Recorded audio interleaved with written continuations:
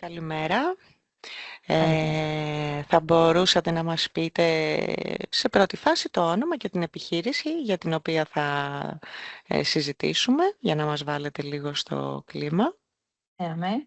Το όνομά μου είναι Αθηνά Μπουατάρ. Εργάζομαι στην εταιρεία Diolkos Development IKE, η οποία εδρεύει στην Κηφισιά στην Αθήνα. Και ουσιαστικά διαχειρίζομαι τα ISO της εταιρείας και οποιοδήποτε έτσι πιστοποίηση ακολουθεί. Όπως και τα αντικείμενα που αφορούν στη βιωσιμότητα, δράσεις, να βγουν κάποια ποσοστά, κάποια νούμερα, έτσι λίγο ένα tracking όλης της κατάστασης. Μμμ. Η εταιρεία είναι κατασκευαστική, σωστά? Σωστά, ναι, κατασκευαστική, σωστά. Ωραία. Επέλεξα να συζητήσουμε μαζί το κομμάτι του social από το ESG, το θέμα της σχέσης της εταιρείας με την κοινωνία δηλαδή, γιατί σκέφτηκα ότι θα είναι μια πρόκληση αυτή, Μμμ. επειδή μια κατασκευαστική εταιρεία δεν έχει πολύ άμεση επαφή πάντα με τον τελικό καταναλωτή, αν θέλετε. Μμ. Ωστόσο, είναι πάρα πολύ σημαντική η συνεισφορά μιας τέτοιας εταιρείας στην κοινωνία, έτσι δεν είναι? Η αλήθεια είναι πως έτσι πιστεύω κι εγώ. Ωραία.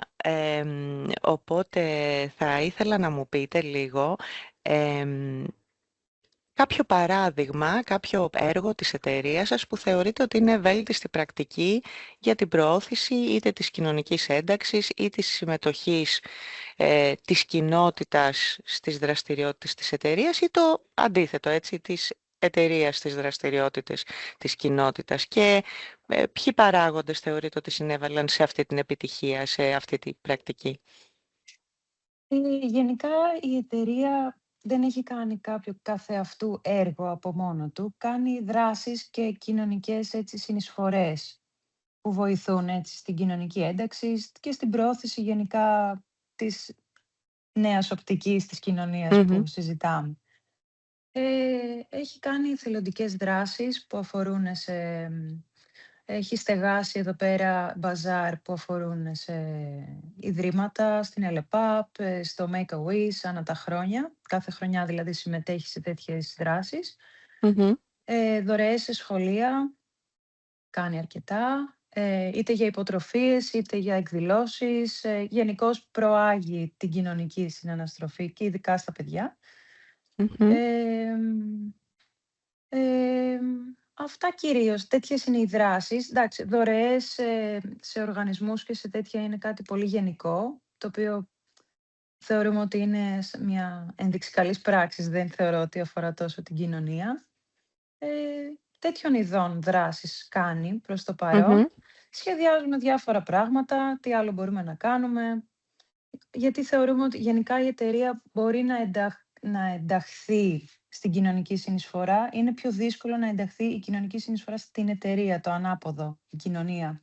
Μμ. Πιο πολύ λόγω αυστηρών κανονισμών, λόγω επικινδυνότητας κάποιων αντικειμένων εργασιών δηλαδή που κάνει η εταιρεία. Μμ.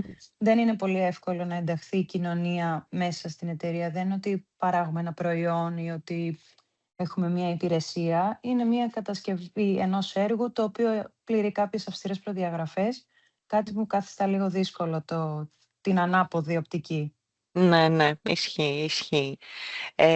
Θεωρείτε ότι υπάρχουν κάποιοι παράγοντες εξωγενείς, δηλαδή η εργατική νομοθεσία, οι προσδοκίες των πελατών σας, ο τρόπος, ο κλάδος ενδεχομένως δραστηριοποίησης της εταιρείας που ενθαρρύνουν ή υποστηρίζουν την εταιρεία να υιοθετήσει τέτοιες πρακτικές, κοινωνικά υπεύθυνες πρακτικές.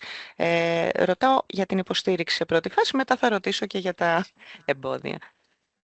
Ε, Σχετικά με την υποστήριξη, θεωρώ ότι ο ανταγωνισμός, σε εισαγωγικά ανταγωνισμός, εννοώντας το πώς κινούνται και άλλες κατασκευαστικές εταιρείες, ο τρόπος που αναθέτονται τα έργα στη σημερινή εποχή, όλα αυτά και για να μπορείς να είσαι ανταγωνιστικός, να μπορείς να είσαι σύγχρονος και να είσαι στο σήμερα, όχι αναγκάζεσαι, σε οθεί βασικά να είσαι πιο δραστήριος στα κοινωνικά θέματα, να είσαι πιο ανοιχτός, να έχεις μια καλύτερη οπτική σε αυτά τα πράγματα και να εντάσσεις ουσιαστικά όλα τα θέματα που βλέπουμε γύρω μας στην κοινωνία και σε Μμμ. όλο το κομμάτι του social που αφορά το ESG, Μ. σαν κάτι ως προς βελτίωση και καθημερινά να βελτιώνεις ακόμα και περισσότερο, όσο περισσότερο μπορεί ο καθένας στον κλάδο του φυσικά, το κομμάτι αυτό. Θεωρώ δηλαδή ο Ε, ανταγωνισμός είναι το ναι, κύριος παράγοντας που οθεί τις εταιρείες γενικότερα τη σημερινή εποχή. Το οποίο είναι πολύ ένα καλό. θετικό κομμάτι, ναι. Ναι, ακριβώς, ακριβώς. Δηλαδή ναι μεν Ε, λες ότι είναι ο ανταγωνισμός, παρ' όλα αυτά προάγει κάτι θετικό σαν Σε βοηθάει αποτέλεσμα. να γίνεις καλύτερος, ναι, Ναι, βέβαια. οπότε καλό είναι εν τέλει.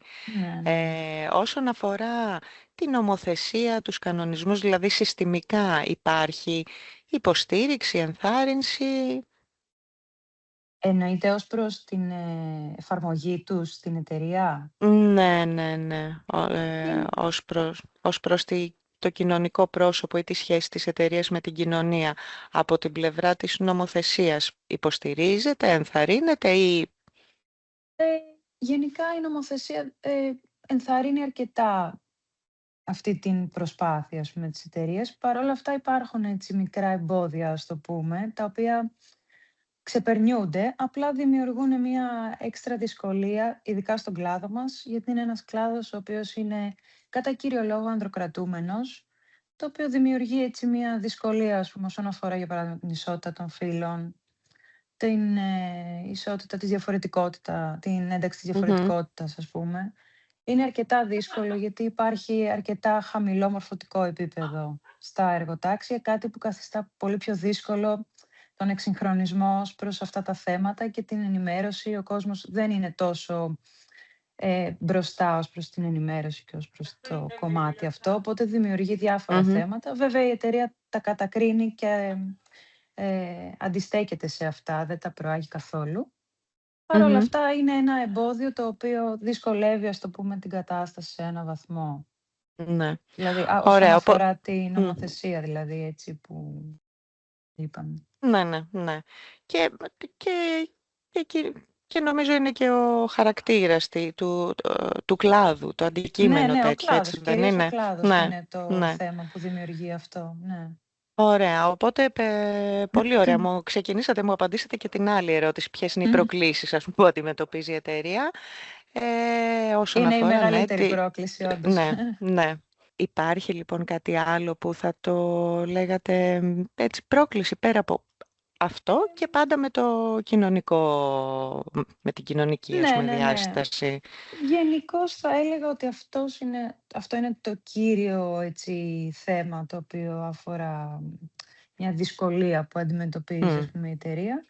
Θα μπορούσε να θεωρηθεί και το μεταναστευτικό ένα δεύτερο ας πούμε έτσι, ας το πω εμπόδιο.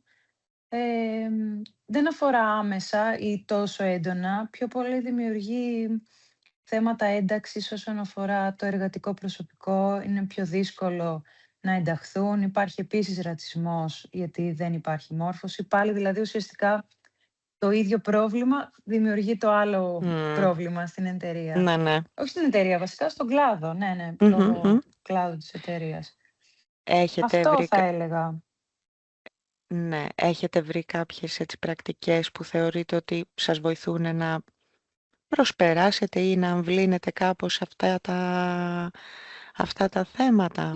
Γενικώς ενημερώσεις κάνουμε, προάγουμε την ισότητα, έχουν γίνει δράσεις, έχουμε ξεκινήσει εταιρικά πρόσφατα σχετικά το τελευταίο χρόνο δηλαδή, μια συνεργασία με την εταιρεία Humanis που κάνει human Μμ, resources δραστηριότητα και κάνουμε κάποια workshops όλοι μαζί για να ενωθούμε, να αποκτήσουμε μια καλύτερη σχέση, να αποκτήσουμε καλύτερη εικόνα της κοινωνίας, να αποφύγουμε κοινωνικό ρατσισμό, να δούμε τις αξίες της εταιρείας, τι πρεσβεύει η εταιρεία και να δημιουργήσουμε όλοι μαζί ένα κλίμα έτσι πιο δεμένο και πιο ομαδικό. μμμ. Καλό, πολύ καλό. Ναι. Και μια τελευταία ερώτηση. Ποιες κοινωνικές πολιτικές ή τάσεις κιόλας, Μμμ. νομίζω είναι πολύ σημαντικό. Πιστεύετε ότι θα επηρεάσουν τη συμμόρφωση με τα κριτήρια ESG στο μέλλον?